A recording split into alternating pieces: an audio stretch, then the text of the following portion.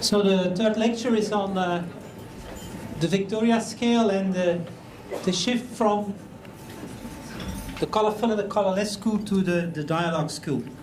Again, just to remind you, the vertical axis is about a clear option for Catholic school identity, and the bottom is about a minimal Catholic identity, a secular school identity, where you have no professional or preferential option. The difference between the monologue and the dialogue school is that someone in the dialogue school will think that identity and openness for others are not excluding each other, that you can have at the same time an identity and at the same time that you can be open for diversity, that these two are not in contradiction. While in the monologue school, diversity is seen as a threat for identity, and only as a threat for identity. Same for the secular school option. You can have, or you have no preferential option, and you can be not open for diversity. Then you have a colourless school, or you can be open for diversity, and then you have a colourful school. And this constitutes the four different school types. The colourless school is a neutral school. The colourful school is a pluralistic school. Yeah? So this constitutes the Victoria scale. So here you have a minimal solidarity, and here you have an openness for diversity. And diversity is meant cultural diversity, ethical diversity, and religious or theological diversity. That's what's the horizontal axis constituting. This brings us to the well-known graph of the Victoria scale with its preferential option for the dialogue school on theological grounds. To explain it in another way, that's a new diagram you have not seen. The pedagogical relationship works in another way in the four different types. In the colourful school, you see the teacher and the students. They are in a symmetrical, two-directional way. It's a horizontal didactical relation. And people in the colourful school hate asymmetry. Asymmetry is not allowed. It should be equality and mutual directional sameness. They hate asymmetries. For them, it's very problematic to speak about the preferential option for the Christian tradition. That's a problem for people in the colourful school. And mostly that's the critique they have on the dialogue school. In the colourless school, the teacher and the student should be very careful, because neutrality is there the central concept. That means that the teacher and the student really needs to keep distance from each other.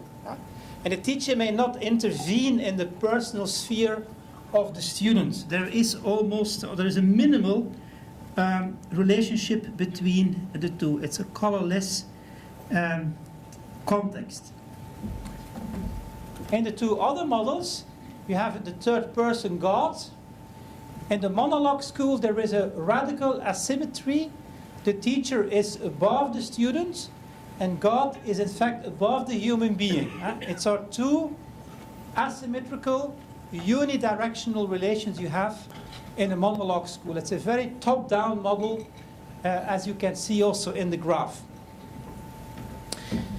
And then what is, as you can see, much more complicated, in the dialogue school, there is a double asymmetry between the teacher and the student.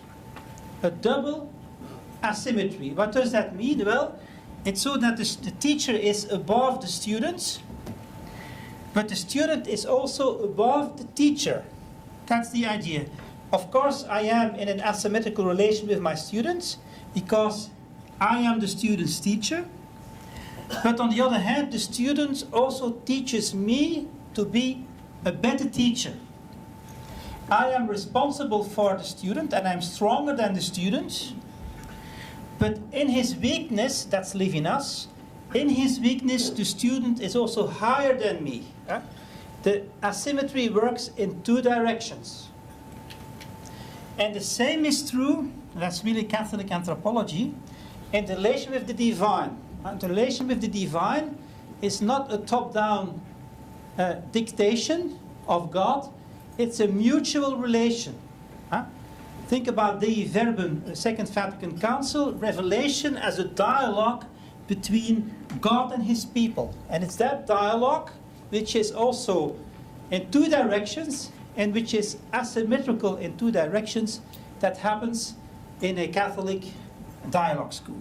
You see a much more complicated anthropology which works with double forms of asymmetry among the different participants in the dialogue. I think that's very close also to what our Pope is saying. You know, perhaps this interview when he was still a cardinal and not Pope in 2010, he says, dialogue is born from a respectful attitude towards the other person. From a conviction that the other person has something good to say. You hear asymmetry. Also, the other has something to say to me. It's a double asymmetry. It supposes that we can make room in our hearts for their point of view, their opinion and their proposals. Dialogue entails a warm reception and not a preemptive condemnation. That's monologue. To dialogue, one must know how to lower the defenses, to open the doors of one's homes and to offer warmth. A very beautiful quote. And also as Pope, he continued in the same line. I think that's a tweet. Yeah? Dialogue is born when I am capable of recognizing others as a gift of God and accept they have something to tell me. Yeah? That's again that double asymmetry. And that's why we prefer the dialogue school as the preferential point in the Victoria scale. 4 cartoons, Jan, for you. Here's the monologue school. I think it speaks for itself once more. In a colorless school, you know, what is being taught is mathematics, languages, geography, physics, but no ethics or philosophy of life or let alone religion. But the students are different, they stand alone, a bit disinterested as you can see. It's a one-directional learning process. They're there to become educated, to learn certain skills, and then they go off into their lives doing their own thing. In a colorful school, there is a diverse bunch of students sitting in a circle. The teacher is part of the circle, and they're learning about all kinds of interesting things, and then have to make up their own mind what to believe in. What is more valuable than the rest? The teacher is pointing at the 3 dots. They learn about Christianity, about Judaism, about Islam, about Eastern religions, about science, even about atheism. This is the torch, is the symbol for Freemasonry in Flanders. Some of the boards are empty, and together they're all like colorful pieces of a puzzle that supposedly fit together. The dialogue school is quite different. The same bunch of diverse students are sitting in a cross setting, as you can see. While the teacher is being a guide into the Catholic tradition. You see this, the cartoonist did this really well. You have the mirror image of Christ welcoming the students. This is the logo of the Catholic Dialogue School in Flanders. So we are working with our own system as well. We came up with a logo that refers to the Dialogue School. The dialogue between the 3 religions of the book is predominant, and they also learn about Eastern religions, science, and Freemasonry, but it's all brought into the dialogue and to a reflection process that the children are going through. So here are the cartoons, all 4 of them together. Of course, we will make those available to you as well. They're new, and they might be useful. Came up with some new images as well. At the monologue school, you recognize these pictures, perhaps from personal experience. To some extent, you can still recognize still recognize this kind of strong confessionality in your own schools. Not as explicit as here, but still you know traces of this continuing today. A colourless school is for learning. The classroom is safe, clean, functional and effective, but bare. One can practice religion at home. That's your own responsibility, not the responsibility of the school. In a colourful school, there is multiculturalism and diversity, and unity in diversity. Everyone is standing together in solidarity, but there is no reference to a Christian inspiration anywhere. It's more fun to stand together than stand apart, and that's the basic motivation. But how far does that extend, that solidarity? That's the critical question. For the dialogue school, I found this picture in a school I once visited, not so far from here, I believe. It's a school mission statement pinned against the wall next to photographs and keywords in the reception area of an Australian Catholic primary school. At Holy Rosary School, we are inspired by the life and teachings of Jesus Christ. That's the first sentence. We nurture a sense of truth, tolerance and justice as we embrace the diversity of faith and culture in our community.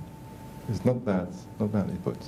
I would say as such, and the entire setup would be Catholic Dialogue School. Thank you, Jan. This as an introduction to the Victoria Scale as it is known until now. Now we would like to make a new step in the analysis of the dialogue school. It's the first time we are doing this in full extent in Australia. We speak about 4 subtypes of Catholic dialogue school to make things a little bit more complicated. Yeah?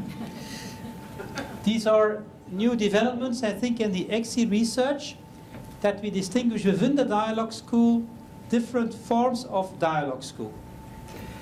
I think I already spoke once here about the difference between the kerygmatic dialogue school and the recontextualizing Catholic dialogue school, which we found here in Victoria already some years ago on empirical grounds. That was the beginning of these 4 subtypes. The first point is a discussion we have, especially in Belgium, where if you do the analysis and you go to a school and you say you are a colourful school, not a monologue school, they do not exist in Belgium, but especially if you say you are a colourful school, they read it as a condemnation. Yeah? And as, yeah, we are put in the wrong box. Yeah? And this creates resistance among principals, that they are put in the wrong box and that they are criticized as being colorful or colorless, while reality is often much more complicated. That's why we were thinking about different subtypes within the Catholic dialogue school. Especially also because people give different meanings to the idea of dialogue. For some is dialogue symmetrical, for others it's asymmetrical. For some, dialogue is proclamation, for others it's exchange. So there are different concepts of dialogue school at work. In Australia, we found these two different types, kerygmatic and recontextualizing, a subtype of dialogue school. And what we are doing today is we are adding 2 other subtypes on theoretical grounds and based also on interview research. And this brings us to 4 subtypes of the Catholic dialogue school. The big advantage of working like that is that you can bring more nuance, that you can bring more people in the quadrant of the dialogue school. And you do not push them and condemn them by putting them in the wrong box, but you invite people in the quadrant of the dialogue school. So you can create a dialogue on the dialogue school. It would be strange that you speak about the dialogue school, but would not be open to dialogue about what a dialogue school is. Yeah?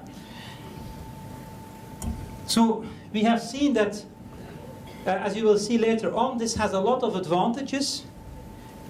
The disadvantage of the danger is, first, that you make it more complex. Yeah? That in the quadrants, in the 4 quadrants, you have 1 quadrant with 4 subtypes. I think we are well enough developed with this group to speak about this. I also really have thought about it if we could bring this today, but I think this group can deal with that. That's an advantage, but it's also bringing in more complexity. And secondly, and that's a bigger danger, by creating 4 subtypes of dialogue school, some people will easily identify with one of the subtypes and will no longer have a sense of urgency to work, because they say we are in the quadrant of dialogue school, so it's okay. We have no longer to work. We are a dialogue school. Yeah? That's the danger of working with four subtypes. So I propose that we start by presenting these 4 subtypes and give some illustrations of it and some critical reflections. Is that okay? Yeah? Here they are. So you see we are in the quadrant of the Catholic Dialogue School. Of course, these are 4, let us say, theoretical constructs, yeah? But you will see that they exist in reality. Yeah? To call them by name for the first time, on the left, the top, the kerygmatic type of dialogue school, kerygmatic type of dialogue school, close to monologue school, as you can see, but in the quadrant of dialogue school. The recontextualizing type of dialogue school on the top, on the right. Then here we have what we have called the active pluralizing type of Catholic dialogue school. Active pluralizing type of Catholic school. You see it comes close to the Colourful school, but it is in the quadrant of the dialogue school. And the 4th is what we have called the formal tolerant type of dialogue school. It is here, and it is close to the colourless school, but it is in the dialogue school. Yeah? What is the central characteristic of all 4 of these subtypes is that people who defend them, that's a line to be remembered, that people who defend them are defending it based on Catholic grounds. They have Catholic arguments for each of these 4 dots. If these are good arguments or not, we can discuss, but they are doing efforts to give a foundation to it based on Catholic elements. And that's why they are in the dialogue school quadrant, even if they risk easily to get into another quadrant, except the recontextualizing type of Catholic dialogue school, which then for us is the normative position, recontextualizing type of dialogue school. That's, in summary, the 4. Let's start with the kerygmatic type of dialogue school. Yeah? Before reading the text which summarizes it, so kerygmatic remains to kerygma, and kerygma means proclamation of the faith. Proclamation of the faith. It means that people who are in this understanding of the dialogue school, they will see the dialogue as a context, as a method, as an occasion to proclaim the faith in the dialogue itself. Proclamation is for them the final goal of dialogue. That's why they want to dialogue, to at some points to announce the faith. And their argument is young people deserve Catholicism. You can not giving it to them would be kind of child abuse. And that package is fixed and should be offered to them in the dialogue itself. So dialogue is not something like a negotiation or a mutual exchange. No, dialogue is in fact a moment where I give and where the other receives. That's the idea. In fact, dialogue is a kind of new public relation you build up with your audience. You hear it's close to monologue school. Yeah? But the difference is that the dialogue is valued from a Catholic perspective, as proclamation. It's close to what we call apologetics. Yeah? You dialogue, and in the dialogue you defend in some way the plausibility of the Catholic tradition. I'm thinking that the question you have now is, what is the difference with the monologue school then? Is that not monologue? Well, the difference is that people in that quadrant love and appreciate dialogue. Let's dialogue, yeah? But in the dialogue they have already their preconceived answers, and the dialogue is to convince you about that, yeah? But they will never change in the dialogue. The dialogue is a friendly exchange where at some point the truth of Christianity is announced, yeah? And sometimes, but now I'm speaking about Belgium, when I visit bishops in Belgium, they often have a kerygmatic dialogue. So they are very open and very friendly and very generous. And we can talk about everything.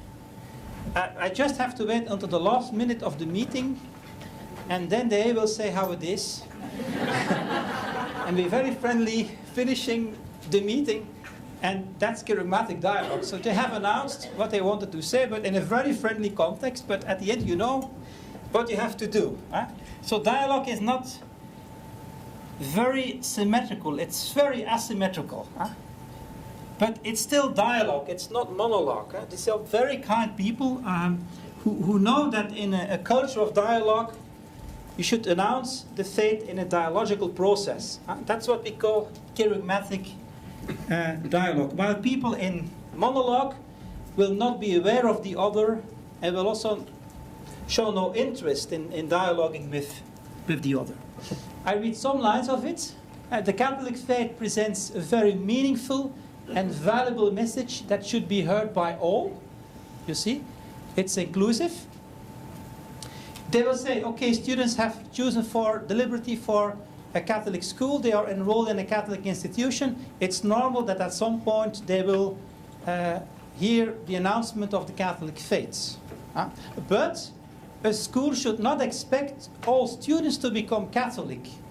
That's monologue. After all, it's important for Christians to respect people being different. You see, it's in the dialogical quadrant, these people. We must never force our beliefs upon our fellow men. It is perfectly compatible with the Catholic faith to live within a plural context, sharing our friendship and love with all people. So our quest is about a new public relations policy. It's not a matter of fundamental theological developments. So you have not to recontextualize too much. You have to look to new ways to present the old. So there is no mutual transformation here in a kerygmatic dialogue. It's announcing. It is generally not desirable to change too much of the content and form of the Catholic way in order to make it fit better into an ever-changing contemporary cultural mainstream. Yeah? That's kerygmatic dialogue. And the preferred painting to explain that, the Belgian bishops then, is the Sower of Van Gogh. You see the sower, how decided he is. The soil is there, but the soil is passive. Yeah?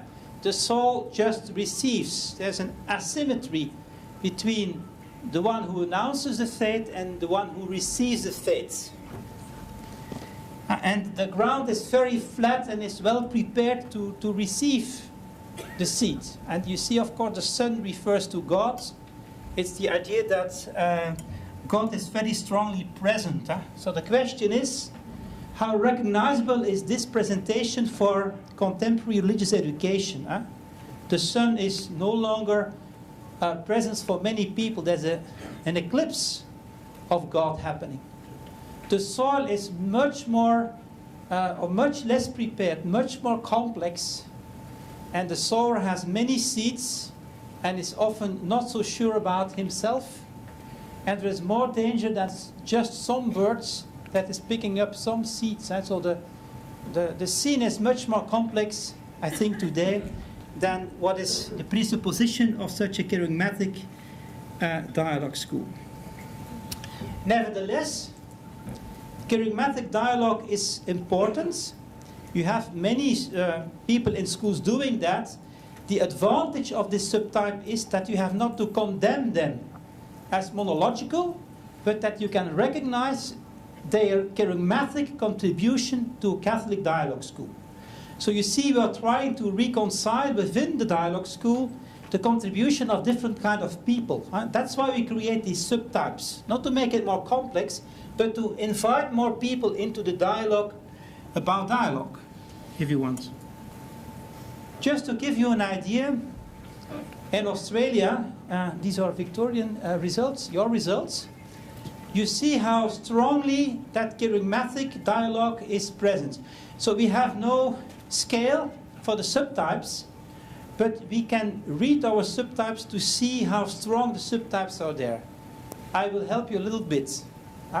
If you look to the staff in primary and secondary school, you see a clear preference for the dialogue school. But as you can see, the monologue school is not very strongly rejected. That's very remarkable. If you would see Flemish results, yeah, this goes almost until here. Yeah? So while here a lot of people, even on a normative level, are hesitant to reject the monologue school. So they prefer the dialogue school, but with some monological tendencies. You see? Rejecting colourless and colourful schools. Yeah?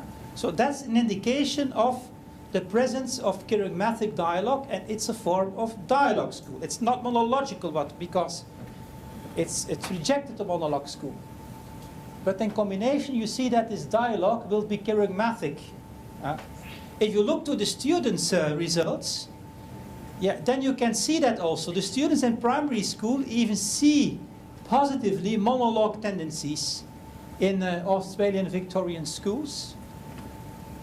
Even at secondary schools, some students see monological tendencies, but as you can see, because of that combination of monologue and dialogue, on the normative level, not only the monologue school, but also the dialogue school is coming under pressure. You see? That's the consequence of a kerygmatic dialogue school. They react by resistance, not only against the monologue, but also, since a drop here, against the dialogue school. And the reaction is colourful schools and even colourless schools. And you see with the students in secondary schools that the dialogue and the colourful school are in competition with each other. Yeah? So here you see the consequences of a kerygmatic dialogue school on the level of the students. I know this is very challenging, but it is within the understanding of dialogue. Then we go to the recontextualizing form of the Catholic dialogue school. Yeah, that's the description we've made of this one. There's of course here also the Catholic tradition is the privileged partner in the dialogue, but it's combined with a form of epistemological modesty, if you want, and different forms of asymmetry, multi-directed asymmetry, as I explained it. I read for you a description of the Recontextualizing Dialogue School. The truth of the Catholic tradition isn't fixed, but is to be rediscovered and made real through a continuous search for it. This process of recontextualization has been going on since the dawn of Christianity, and now it's up to us to continue this tradition into the 21st century. The Catholic tradition has always evolved and developed itself in manifold ways and should continue to do so. Along the way, as God walks with us on our path, new revelation occurs, and the faith tradition keeps expanding itself. You hear here post-critical belief, you can hear here recontextualization at work. We are standing with one foot in the Christian tradition and with the other in a yet unwritten future. There is a receptivity towards the other. It is important to think about Pope Francis to really meet our fellow man. And this means to really listen to what moves his spirit. Also really listening to what moves the spirit of our students today. Only when we look the other in the eyes. That's a critique on mechanical religious education. Looking the other in the eye, we can see the face of Jesus. Through our offering shelter to the stranger, God reveals himself in new, unexpected ways. You see here dialogue, which is not kerygmatic, but which brings in fact, that element of recontextualization. Now, if we look to the teachings of the Magisterium, I will not read this slide, don't be afraid. This is the latest document of the Vatican on education, Catholic education. We have analyzed this document. It's very interesting, but people in kerygmatic dialogue don't like it. But 7 times the Vatican uses in this document the expression mutual. Mutual enrichment, mutual understanding, mutual transformation, mutual recognition. Which is in fact a critique on the monologue school, but also on a too kerygmatic understanding of dialogue. And they plea for a recontextualizing dialogue, where text and context mutually transform each other in a new fusion of horizons, as we explained in the second lecture. That's why we prefer recontextualizing forms of dialogue, in which both partners engage themselves fully. Okay, but we have 2 more. And we see them popping up in Europe. And the question is, do we also see them happening here in Australia? Again, these are forms of dialogue school. The first is what we call the active plural dialogue school. Yeah, some people are very hesitant speaking about this. And there is some danger, as you will see immediately. These are principals of Catholic schools who really try to avoid the kerygmatic dialogue school because it is too asymmetrical, too top-down, purely missionizing, and for them that's a sign of being unrespectful even to Christianity itself. So a lot of principles, at least in Europe or Belgium, resist against that kerygmatic dialogue. They will say Christian identity asks for a form of absolute symmetry. The Christian truth is a common search for value, for meaning, for truth. And they have problems if you speak too much about the privileged point of reference in the dialogue. Why should one option be more valuable than another? And they will say that's unchristian, because that's the use of power. And as a Christian, I don't want to use power. And asymmetry, that's a form of using power. You're in a Catholic school, thus you will study Catholic. I'm using my power. And they say that's so unchristian to do. So what they will try to do is to create a kind of, in the Catholic school, a kind of active plural context, but in the name of Catholicism. Because I am a Christian, I should be tolerant towards the other, is the argumentation. That sounds perhaps strange to you, I don't know. But at least that's something we see coming up and many schools that are secularizing. These people are often using a so-called low Christology. Low Christology. It means that Christ is seen as a human person, serving the other, humble, modest. And the idea at the back of these principles is that an authentic Catholic school should, in fact, almost automatically, to be authentic, should develop to a pluralistic organization. Because it is Catholic. I can imagine for some of you this must sound like, blasphemy. So they speak about, I know that's dangerous to say, a colorful dialogue school. A colorful dialogue school. I've heard about that. A colorful, and the problem is, or the advantage is, if I explain these subtypes to principals in Europe, a lot of principals say, that's it. That's where we are. We are a colorful Catholic dialogue school. And they identify with the spot of the colorful Catholic dialogue school. The question is, should you be happy with it or not? Of course, on one hand, you recognize a reality, a certain mindset that is there. An advantage is that you include them in the dialogue too, that you do not excommunicate them into the colorful school. But the risk is, of course, that they go home and say, okay, it's all right for the Office of Catholic Education. I'm a Catholic school too. I'm a colorful Catholic dialogue school. Yeah? In the Netherlands, we see that this really becomes the Netherlands is one of the most secularized countries in the world.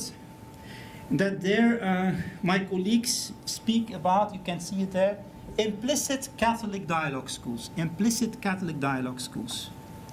And we took a lot of principals from Australia to the Netherlands to visit such schools, and they were in shock. Yeah? Because you don't see it anymore. It are colorful schools.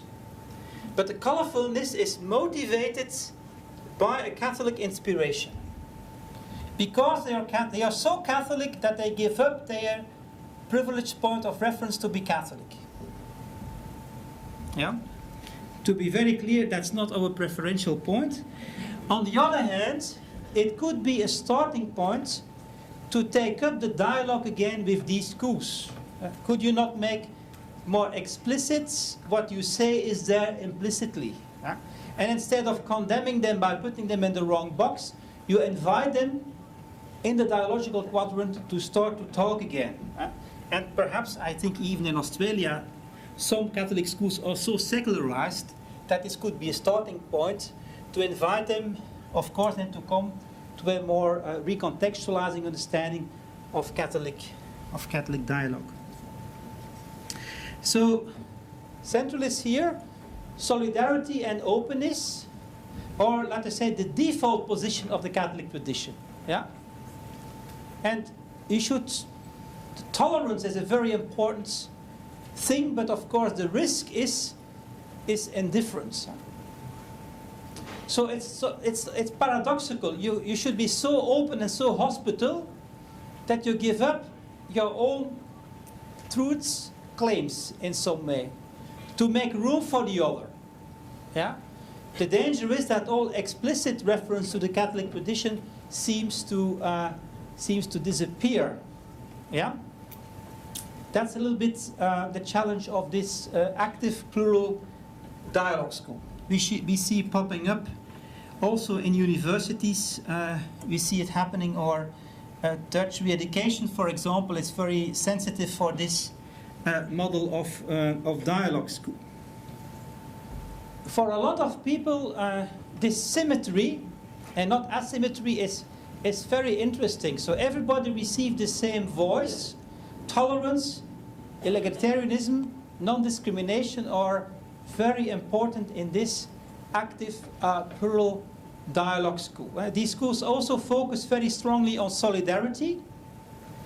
making away the boundaries between in and out, but doing that, again, in name of a Catholic perspective. Yeah?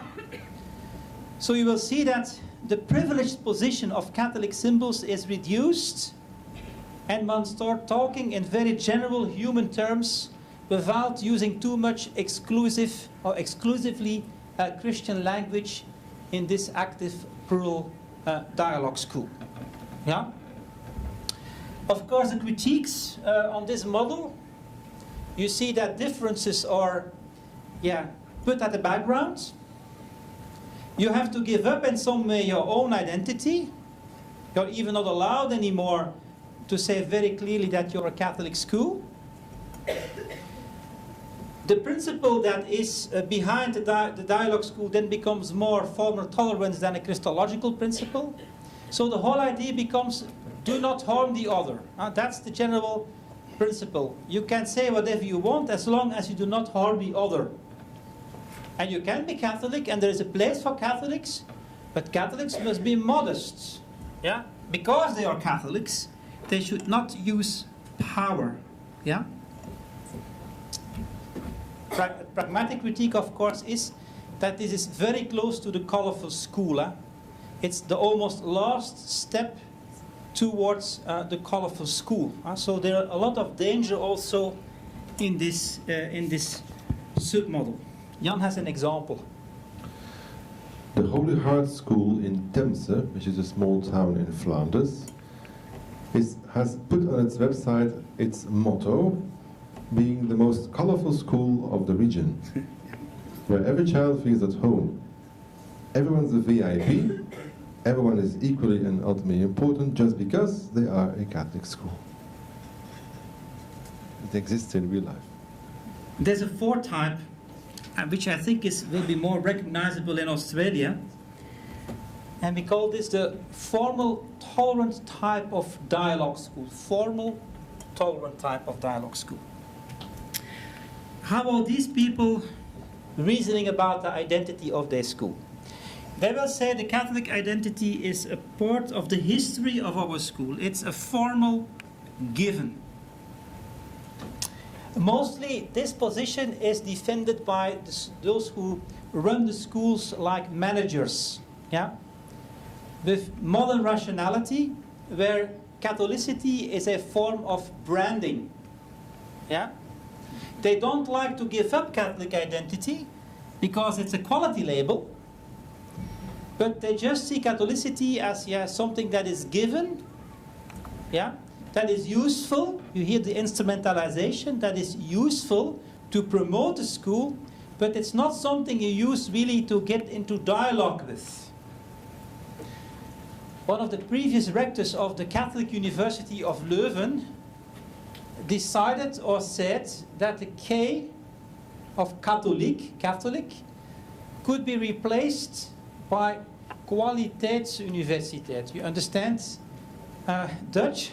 Kwaliteitsuniversiteit, quality university. And in Dutch, quality is written with a K. Yeah? So he replaced the K of Catholic by the K of quality. Yeah? So that's the argument of the formal tolerant form of dialogue school. Yeah?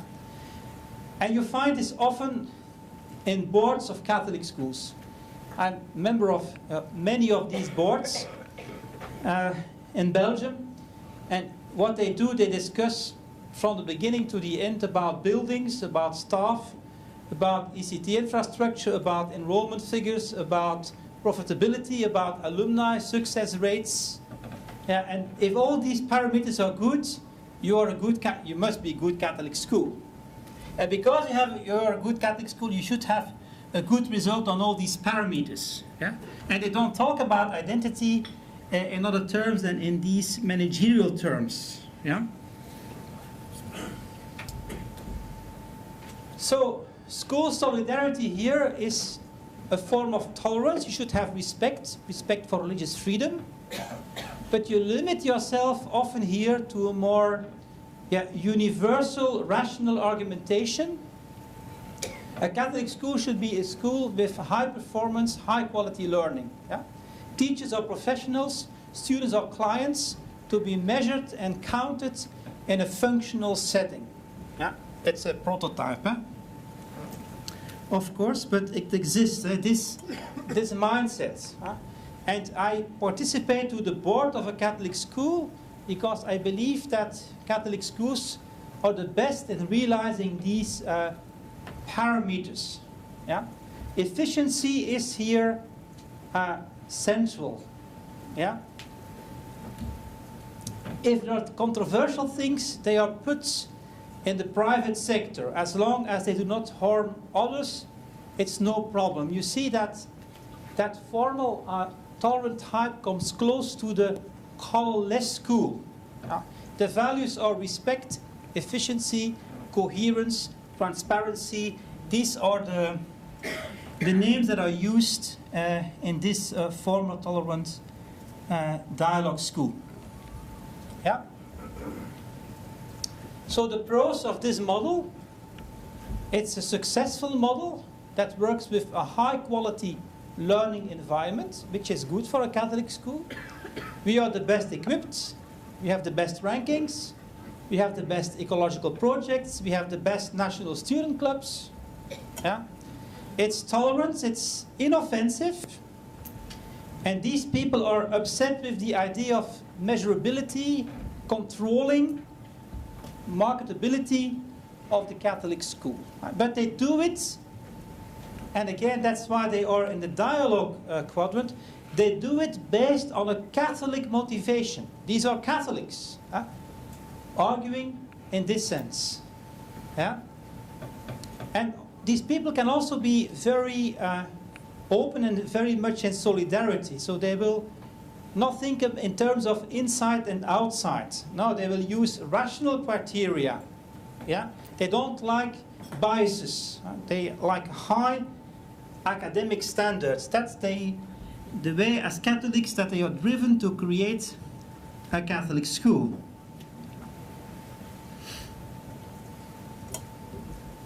You recognize this or not in your schools? People reasoning like that? The critique on this model is that you risk to reduce students to numbers on a spreadsheet. Mechanisms to be made more efficient are consumers. That you look only to teachers in terms of what are their academic merits. And that the whole idea of identity is reduced to tolerance vis-à-vis difference. That's the ethical critique. The theological critique is that, the Catholic identity is, of course, more than a branding or something that has to be rebranded. It's an encounter, a deep encounter with the words of God. And that can't be reduced to a kind of exercise of universal reasoning, which is not taking into account the particularity, again, of the Christian tradition. So the danger of this model is that it's a last step in the direction of secularization, a colorful and a colorless school. If too many of these people become dominant in the board of a school or in a school in general. Jan, you have some examples of such formal tolerant dialogue school. Well, St. Joseph's College offers online degrees that are instrumental in progressing in life. You can excel at a higher level, or you should. In itself, that's a value. I could even say a Christian value. It's driven by a Christian motivation to do so. There's a Christian anthropology and worldview behind this, although the specificity of the religious profiling is dissipating somewhat. And it's very efficient. You can begin right away. You can save up to 20%. You see these kind of cubicles. They're efficient, they're individual. There's no group learning, no community. There's quality education with good facilities, respect for differences, no indoctrination. It's safe and clean. If this happens in a Catholic school, it makes me think of the formal tolerant type of dialogue school. One third example, this word cloud comes from a promotional PowerPoint film for St. George's College and St. George's Junior School in Weybridge in the UK. It's a Josephite school that sat together and brainstormed about the building blocks for success in a pedagogical mission in the 21st century. And these are the values they chose to put on the slide. Critical thinking, complex communication, collaboration, creativity, flexibility and adaptability, productivity and accountability.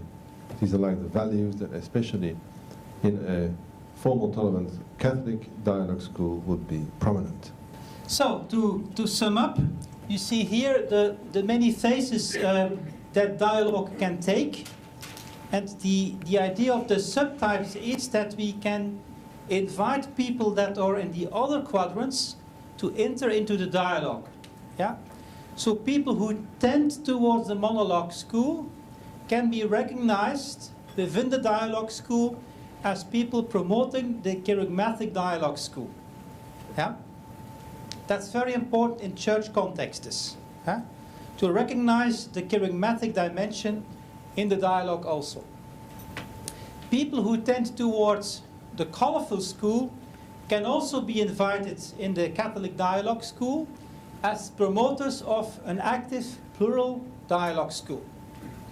And even people with tendencies towards a colourless school can be invited from the perspective of a formal, tolerant dialogue school. You see, we try to bring in as much people as possible. You see, we are missionary. We try to include as many people as possible in that dialogue.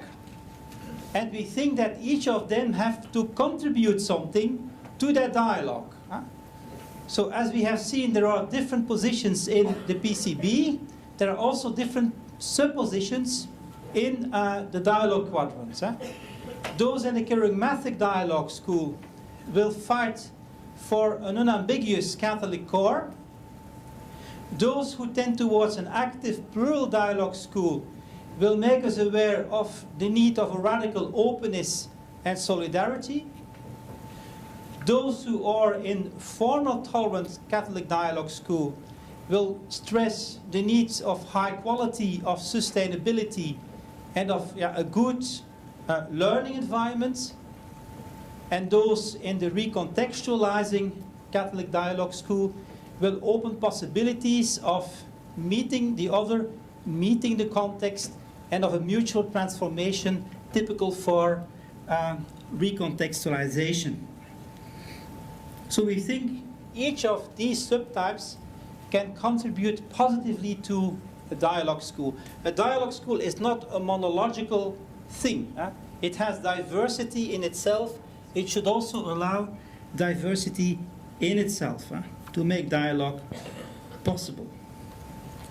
The danger, however, is the slippery slope, what we call, namely that schools have started kerygmatically, that they make an evolution towards an active plural school, that they end up in a formal tolerant, secularized, colourless school. That's the danger. If you show it on the graph, we call this among us the wizard's head. You see it? The wizard's head is here. You see it? Yeah? And that's the danger we see today happening, at least in European schools. Namely, most schools are coming from a very monological. They have gone through a kerygmatic type of dialogue. And we see it also in Australia. They are evolving in the direction of an active pluralizing type of dialogue school, even a formal tolerant one, ending up in colourful and even colourless schools.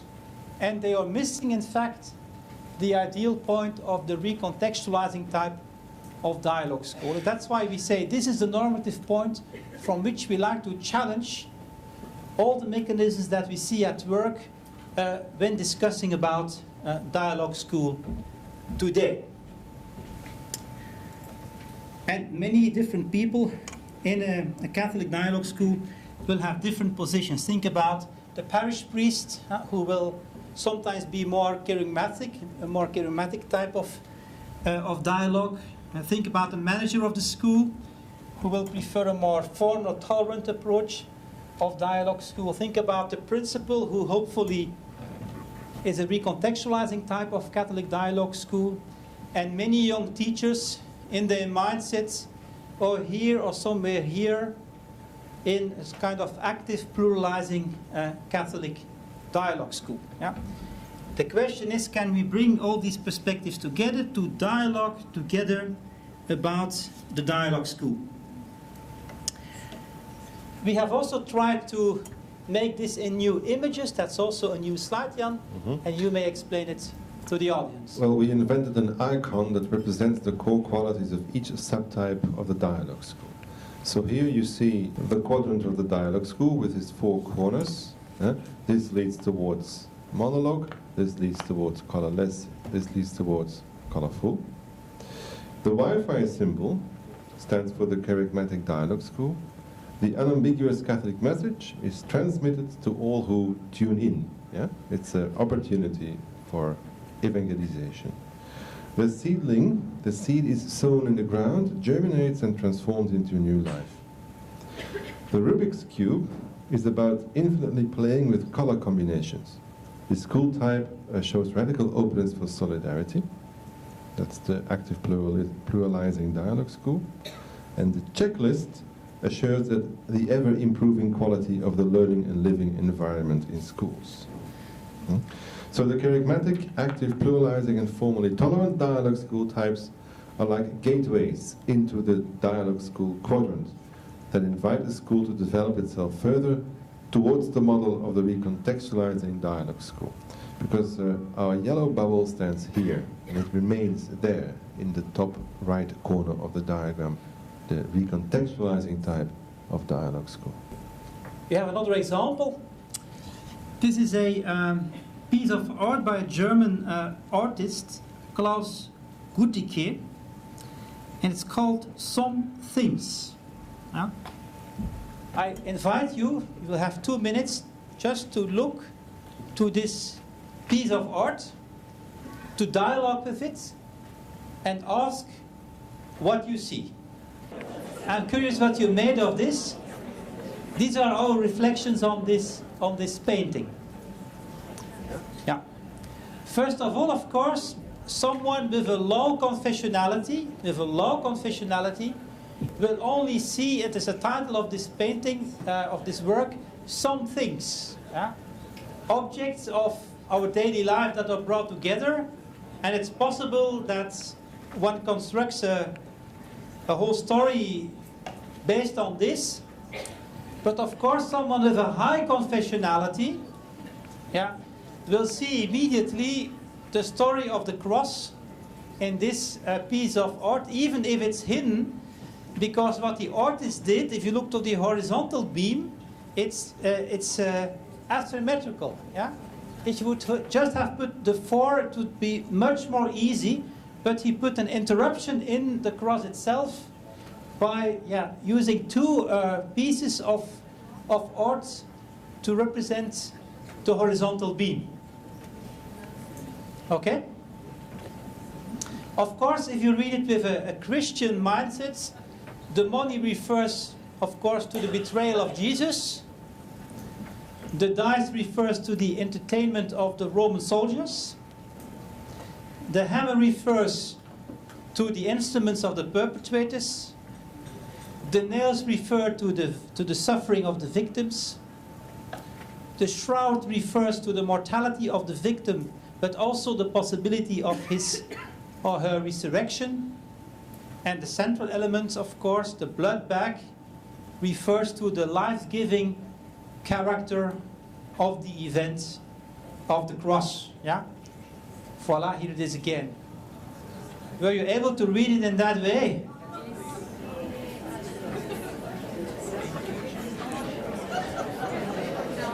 So, the question is,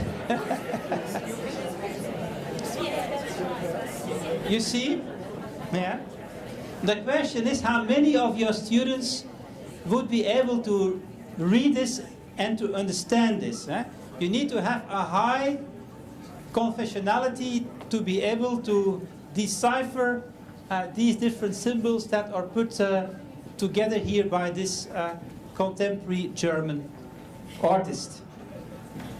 An example of dialoguing with the tradition. We come to our exercises for the third lecture. What we have done for you here is we will show you as an exercise 2 times 5 statements, and it's up to you to locate them in the Victoria scale.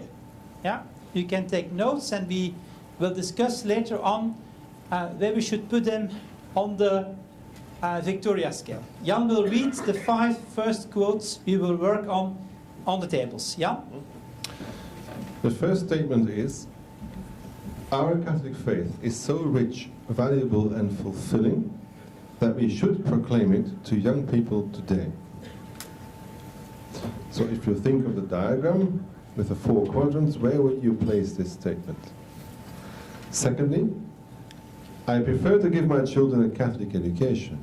However, this is impeded when they are confronted with all kinds of non-Catholic views and practices at school. The third one, we should relish the opportunity to explain and show to young people what Catholic faith is about. For many of them, this will be a remarkable discovery, a revelation that would transform their lives. The fourth, the Catholic faith has an internal plausibility that makes it attractive to whomever comes into contact with it. And 5, students ought to gain knowledge about various religions without being influenced by their teachers' preferences. So we were going to give you 8 minutes for table conversations to place each of these 5 statements into the Victoria scale. So we'll invite each time someone to situate the quote within the quadrants. Jan will reread the quote. First one, our Catholic faith tradition is so rich, valuable and fulfilling that we should proclaim it to young people today. Okay, where would you put it? Number 1. But where exactly? Monologue. In monologue. I hear monologue, I hear kerygmatic dialogue. Kerygmatic, why kerygmatic dialogue? For kerygmatic dialogue, you need the arguments of the dialogue itself, and that's not in the statements. Okay? So it should be there. That's correct. It is there. Okay? To put it in the dialogue, you need, as I said, to underline that sentence, you need to put it, to argue it out of a dialogical perspective. Yeah, number 2. I prefer to give my children a Catholic education. However, this is impeded when they are confronted with all kinds of non-Catholic views and practices at school. Who likes to situate it? It's not so difficult. Monologue. Yeah, Jan, can you show where? Yeah, that's clearly there. Yeah, because it has a negative attitude towards diversity. Number 3. We should relish the opportunity to explain and show to young people what Catholic faith is about. For many of them, this will be a remarkable discovery, a revelation that would transform their lives. But where in the dialogue quadrant? Recontextualizing? No, who is saying no? Why? Well, because it's sort of like something we're doing too. Yeah, but you should be clear in the statement we are saying that's true, but there is for many of them, so there's not for all of them.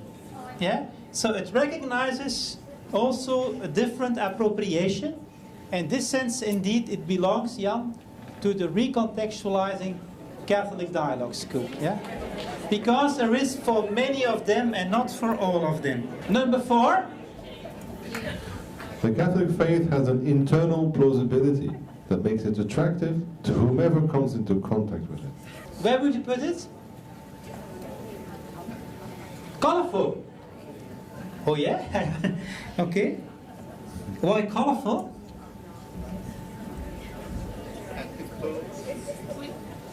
Active pluralist. Formal tolerance. You're just guessing. Now, I will help you. Internal plausibility is the central issue. Internal plausibility refers to apologetics, refers to rational underpinning. Yeah? Yeah, it's kerygmatic, yeah? To whoever comes into contact with it. Yeah? So it's where Jan is putting it. Yeah, it's there. So these are people who are convinced, and you know I like in some way this position. The Catholic tradition has an internal plausibility, and I like to show you that. There is something missionizing in it. I like to proclaim that you should be Catholic. Yeah? So it's open for everyone. Yeah? It's the person who is saying I'm a positive person and I like to dialogue with everyone, but I will do it to convince you of the plausibility of the Catholic tradition. But it's to everyone, not only to the Catholics. If I would say only to the Catholics, I would be in a monological, but it's to everyone. Huh? So that's why it's also on this side, I would say. Yeah? The word contact.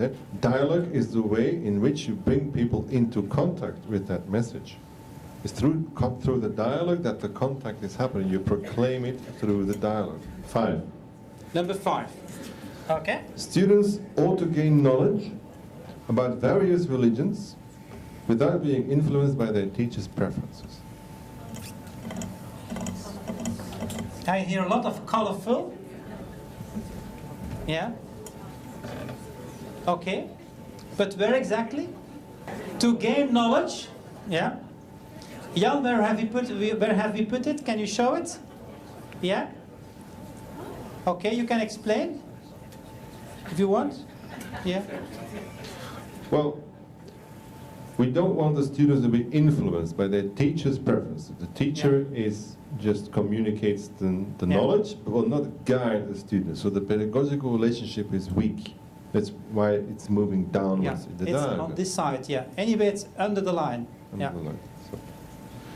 On the other hand, they ought to gain knowledge. It is important and valuable that they gain knowledge about various religions' positions so that they are better equipped to make their own choice. That makes it move upwards. Yeah, there's some engagement in this direction. Yeah, that's why we put it also a little bit to this, because it's also, there has something colorless in it too. The different religions. Because the students have to make their own choice, you cannot influence them, and they are too careful to use power.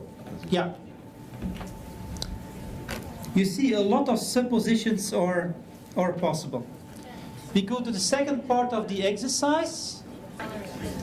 It belongs to the character of a Catholic school just to create the best possible learning environment with superb infrastructure, highly trained staff, and a high success rate of alumni at their follow-up university studies. 7. The highest values of a Catholic school are respect, tolerance, and hospitality. 8. Efforts to evangelize and convert students are in contradiction with the core values of an authentic Catholic school. 9. Not offering a clear Catholic response to life questions is a form of child abuse. And 10. By listening and respecting students and staff with non-Catholic views, I am invited and challenged to explain my own Catholic faith deeper and more authentically. Okay. Again, you have 6 minutes of conversation time. Statement number 6. It belongs to the character of a Catholic school just to create the best possible learning environment, with superb infrastructure, highly trained staff, and a high success rate of alumni at their follow-up university studies. Okay, I'm listening. Formal tolerant, yes. Here, perfect, it's very easy. Yeah, it's correct. It's still in the dialogical quadrant because it is motivated on the basis of the Catholic identity of the school. If you would leave out that part, it would be in the colorless quadrant, but it is still in the dialogical quadrants. Yeah? The highest values of a Catholic school are respect, tolerance, and hospitality. Okay.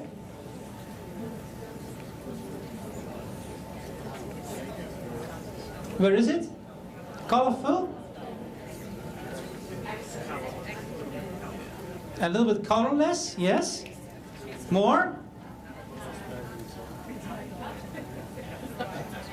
We would put it somewhere a little bit more to the left, Jan, because there is some colorless here. Yeah, something like that. Again, because it's motivated based on the Catholicity of the school. It's motivated on the basis of the Catholicity of the school. Hospitality refers to colorful, but tolerance and respect refer to colorless. Yeah? That's where we cannot put it here. You should, like you said, we should shift it a little bit to the left, and then you end up approximately there. Okay? 8. Yeah? Efforts to evangelize and convert students are in contradiction with the core values of an authentic Catholic school.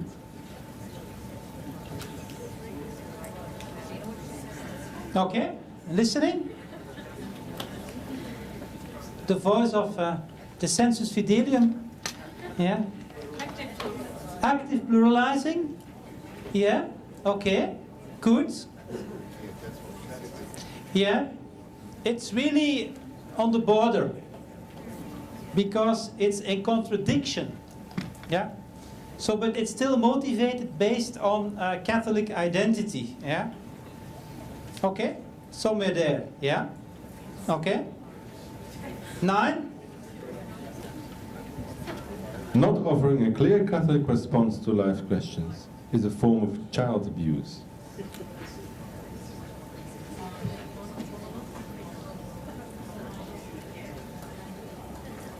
Yeah, monologue I hear. Yeah, okay, but strong, how strong? Very strong. Yeah. Yeah, somewhere there. Yeah. Somewhere there. Yeah. Okay. And number 10.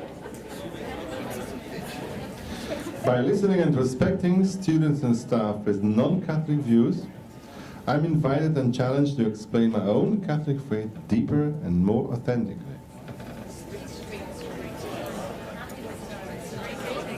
Recontextualizing Catholic Dialogue School. Yeah. Perfect, thank you. I finish with shortly the 3 questions I received. I will not answer in extent because it's time to give the floor back to the organizers. The first question is how to recontextualize priesthood, which is soon moving into reconfessionalization. I would like, of course, you need the parish and also recontextualizing parish. I like to refer you, of course, to the work of Dr. Brendan Reed, who made his PhD on this. With the SPES scale, SPES scale in fact has a recontextualizing parish, which we call an engagement parish. And we have discovered through the work of Brendan that mostly people in parishes are the biggest supporters not of reconfessionalizing Catholic schools, but of recontextualizing Catholic schools. That the biggest support is there. Of course, a lot depends on if the priest himself is in post-critical belief and open to stimulate that recontextualization of Catholic identity or not. And I think that's another part of this project we have to work on in the future. I think we have now the profile of hundreds of priests that we can bring in this analysis, and I am hopeful, if you look to these results, that recontextualization is strong enough or will be further developed in the future. The second question is also a good one, of course. It's about exploring scripture in schools. Of course, also here, we need to develop Bible didactics that is based on post-critical belief. And I think we have a meeting after this one on the practical theological instruments. And we have also to think how we could bring in support for teachers to deal in a post-critical way with biblical stories, as we have tried to do this morning. And then the third question, which is very interesting also, is a question: could anthropological reductionism, I think that's another term for Christian values education, be applied to social justice projects?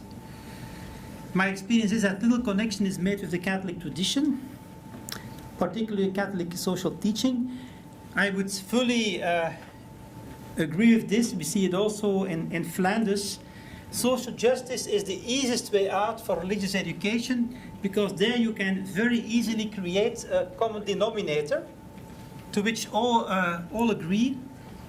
The answer is, of course, that the particularity of the Catholic tradition here, the Catholic social teaching, is not just a duplication of, let us say, international standards of social justice. So my suggestion would be also to bring in more specifically the particularity of the Catholic social teaching, which goes much further and which is, in my reading, much more radical than what, for example, we can find in human rights, for example. And it's a too easy escape, a typical escape of Christian values education, to work on social justice projects, even if I'm not condemning all in the same way. I'd like to finish with one slide, because time is up, I think, for the moment, with a last image to reflect upon the Dialogue School. This is a very well-known German sculpture making work in bronze. Is bronze a good word in English? In bronze. His name is Tony Zenz. You should look him up on the internet. He is very famous, and he makes always biblical stories. And what is typical for his approach is the big ears. The people have abnormal big ears, which is in fact an invitation to say you have to listen as carefully as possible to the reality that is given to us. It's feet washing again. We saw the Pope already doing it. But in the presentation of Tony Zenz, in fact, it's the teacher who is washing the feet of the students. And you see how he is leaning almost on his knees to wash the feet of his student. And that represents very well the asymmetry that is at work in the Catholic Dialogue School. The meeting of the student left and of the teacher right. The teacher is bowing to the student as if the latter is more important than himself. No man may bow so deep. Bowing so deeply requires standing of the tips of one's toes. The greatest is the one who bends forwards, for love is without measure. The teacher shows the student his love, Tony Zenz is saying in his commentary, to the end. He caresses the other's feet, listening with literally big ears, opening up very carefully a slit between the eyelids. While serving, the teacher steps into the student's footsteps. He listens to his way. Where do you come from? Where do you want to go? It's really listening to the student. But the teacher also adds, now you go where you want. But there comes a time that you will gird you and carry you to where you don't want to go to. In an interview with Zenz, he once said about the sculpture of two figures. He spoke about it. After all, one can't be human on one's own. Every person is granted a dialogue of trust, a dual encounter devoted to one another. The teacher bows to whom the student really is deeply inside. The student is hesitant and trusting. Think about the boy. Restrained and receiving, devoted and variable towards the teacher. Two people. Ich und du, Martin Buber is saying. God works very personally. He is how one becomes human, thanks to the other with a capital O. Thank you very much for today and for your attention.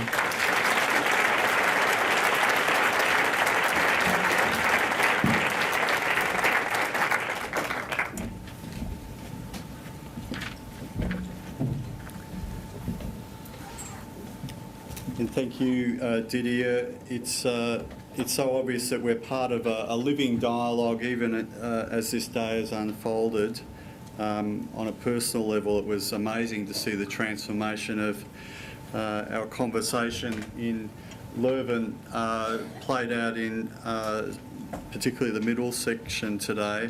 But I also appreciated the response to the observation that Australians just can't sit still long enough to have a 2-hour lecture, so we needed some processing time, and that was a real gift, I think, from the team planning today, that we saw that capacity to move into a different mode of presentation, and you guys did a great job, both of you, with that. Well done. But there are many other examples I could give of the way we are in a dialogue scenario, but I'll actually just hand over to Rita Grimer, Principal of Marion College Sunshine West, to offer a formal vote of thanks.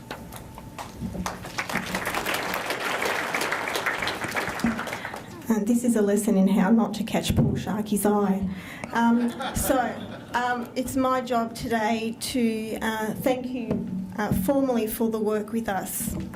I think most of us are here today because we are those people who see the unfolding trends, and we do want to invest our hopes and our energies in what the EXIT project is telling us works.